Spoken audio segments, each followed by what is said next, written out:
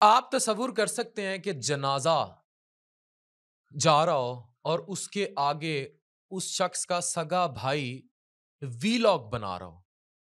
तसव्वुर कर सकते हैं?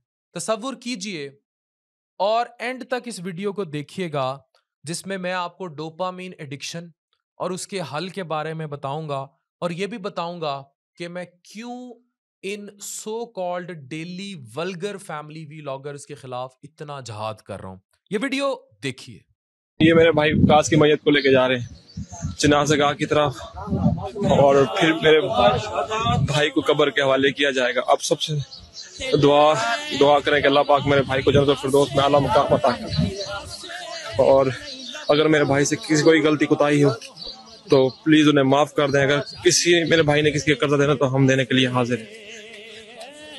वीडियो आपने देख ली।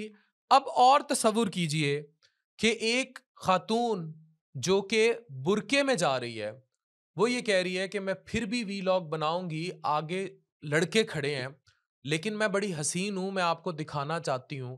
वो उन लड़कों से तो अपना चेहरा छुपा रही है, लेकिन एक एडिक्शन जिसका टोटल कसूरवार ये डेली वल्गर फैमिली वीलॉगर्स हैं, नंगपन दिखाने वाले, वो कसूरवार है। ये वीडियो देखिए। आगे बंदे नवा दिए दलील करेंगे तो कहते आगे हैं बंदे, फिर भी मैं व्लॉग बनाऊंगी because I am natural beauty और मैं आपको भी दिखाऊंगी कि मैं क्या चीज़ हूँ।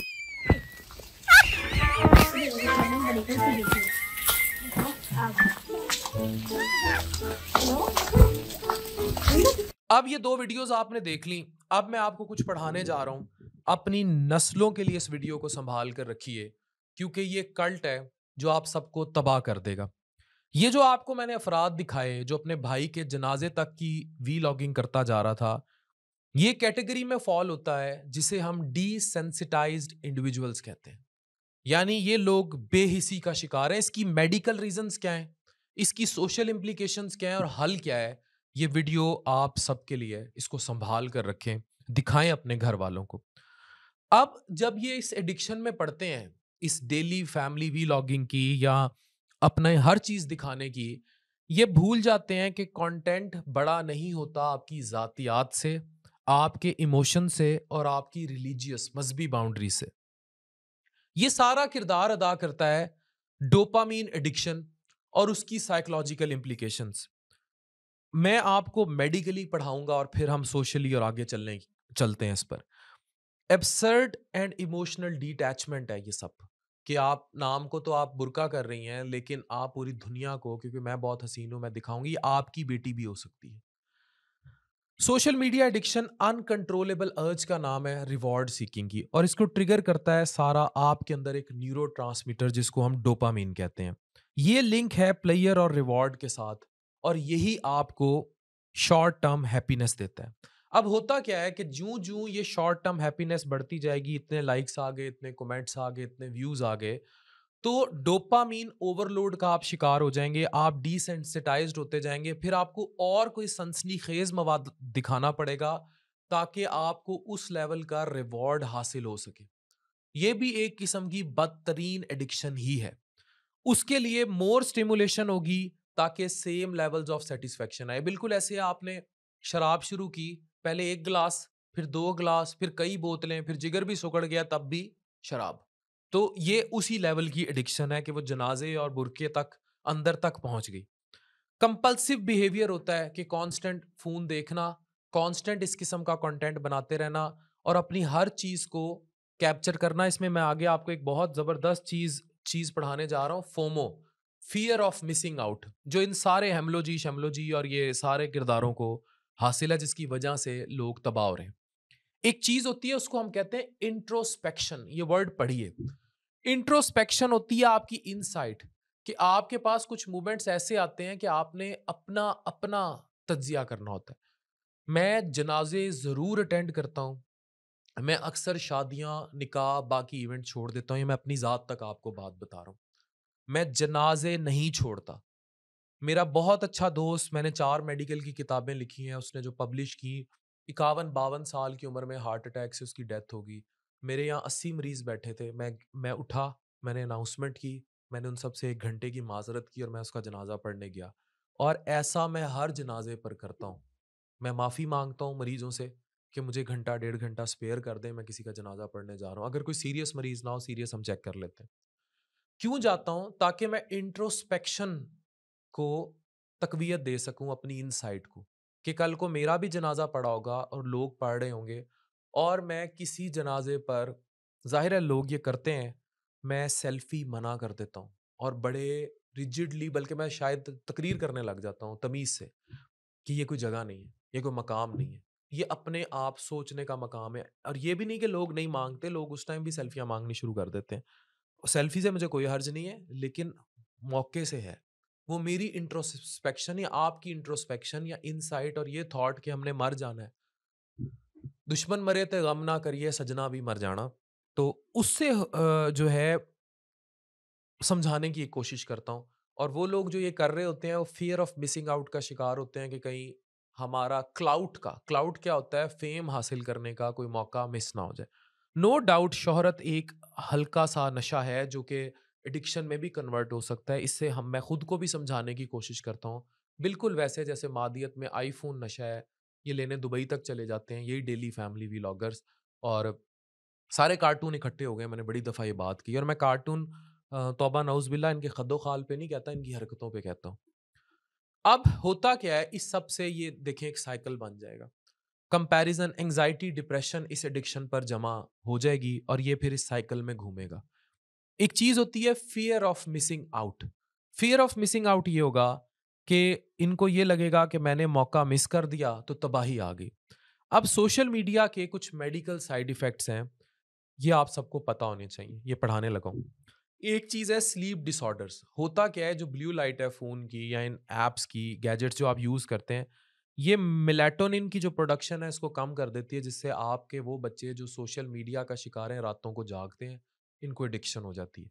ऐसे ही बीमारियों से वो फ्रीलांसर्स भी सफ़र करते हैं जिन्होंने अमेरिका, बर्तानिया से अपनी टाइम ज़ोन मैच करनी होती है और अल्टीमेटली होता ये है कि ये बेचारे जो हैं स्लीप डिसऑर्डर्स का शिकार हो जाते हैं। लेकिन रोज़गार के लिए होना और बात है, डेली फैमिली व्लॉगिंग के लिए होना और बात है। वल्गर, अगेन कहूँगा वल्गर फैमिली व्लॉगिंग। अच्छा, इनको कॉग्निटिव इम्पेयरमेंट का सामना होता है, यानी इनकी सोचने समझने की सलाहियत मफलूज हो जाती है। आप इन्हें जितना मर्जी कहते रहें, गालियां देते रहें, ढीठ हो जाते हैं, इनको मैटर नहीं करता। फिर ये एक मेंटल फिटीग, स्ट्रेस का शिकार होते हैं, बर्नआउट का शिकार होते हैं। आप आज वीडियोस निकाल के देखें इन तमाम डेली फैमिली व्लॉगर्स की, इनको हल्के पड़े होंगे, इनकी नींद पूरी नहीं होगी, इनकी स्किन आपको उस तरह नहीं मिलेगी, ये मेंटली फटीग होंगे, ये चिड़चिड़ाहट का शिकार देखें दिखाई देंगे, इनको वेट गेन या लॉस के इश्यूज होंगे जो अनकंट्रोलेबल होगा और ये लोग हर वक्त एंजाइटी, स्ट्रेस का शिकार होंगे। ये जितने डेली फैमिली व्लॉगर्स हैं, आप इनके माँ-बाप, इनके बहन-भाई, इनके दोस्तों से जाकर पूछ लीजिए, वो आपको खुद बताएँगे कि इनमें चिड़चिड़ापन रहता है, छोटी-छोटी बात पे बहुत हाई टेम्पर लूज़ कर जाते हैं, इनको नींद के मसाइल हैं, बात नहीं मानते, ज़िद्दी हैं और ये वो तमाम मसले हैं जो आपके बच्चों में भी आएँगे अगर ये सोशल मीडिया एडिक्शन का शिकार होते रहे और बच्चे हो रहे हैं। Coming to very important perspective of cultural side effects of social media addiction. Privacy चली गई, भाई का जनाजा है, बना रही है, बुरके के अंदर डाल के कैमरा वो बना रही है वीडियो। ये रियल लाइफ सिनेरियो से डिमिनिश्ड हो जाते हैं। अब करना क्या है? इसमें हमें सबसे इंपॉर्टेंट सेल्फ अवेयरनेस क्रिएट करनी है। अगेन नमाज कुरान के करीब जाना है, अपनी इनसाइट्स बेहतर करनी है, अपनी चीज़ों को सेट करना है। ये बहुत इंपॉर्टेंट बात आपको मैं पढ़ाने लगा हूँ, इस चीज़ को समझने की कोशिश कीजिए। फिर हमने कुछ बाउंड्रीज सेट करनी है, इस चीज़ को समझिए। करना क्या है? करना यह है कि सेल्फ अवेयरनेस और सेल्फ आगाही प्रमोट करनी है, बाउंड्रीज सेट करनी है। एक फिनोमिना है डिजिटल डिटॉक्स, यानी कि बिल्कुल इंटरमिटेंट फास्टिंग की तरह, कि ये जो सोशल मीडिया आपको टॉक्सिन्स दे रहा है, इससे कुछ अरसा दूर चले जाएं, फैमिली को लेकर चले जाएं, किसी तबलीग पे चले जाएं, जमात के साथ चले जाएं, मोबाइल को हाथ ना लगाएं। इसको भी प्रैक्टिस करें। इंटरनल वैलिडेशन सीख करें, खुद अपनी फोकस करें पर्सनल ग्रोथ पर, आगे बढ़ने पर और टेक फ्री डेज एंजॉय करें। अब कॉल टू एक्शन है ये हम सबके लिए। मैंने आपको डोपामिन एडिक्शन पढ़ा दी, बाकी सब पढ़ा दिया। कंटेंट क्रिएटर्स पर जिम्मेदारी मुझ जैसे कंटेंट क्रिएटर्स पर बहुत बड़ी है और मैं आज आपको बरमला इस वीडियो में इकरार कर रहा हूँ कि ये नहीं कि मुझे ये जो डिजिटल तवाइफ गिरी पर मैंने आवाज़ उठाई है या ये जो टिकटॉक लाइव पे शेयर मारे जा रहे हैं, कि मुझे कुछ कहा नहीं जा रहा, ठीक है? एक कल्ट है, ये बहुत बड़ा डिजिटल जहाद है जो मैं करने की कोशिश कर रहा हूँ और मुझे पता है कि मुझ तक क्या आ रहा है, लेकिन मैं अल्लाह के अलावा किसी से नहीं डरता। मैं ये बात आगाही नस्लों में इंजेक्ट करके जाऊँगा। तो ये कंटेंट क्रिएटर्स पर इंसानियत की अवेयरनेस है।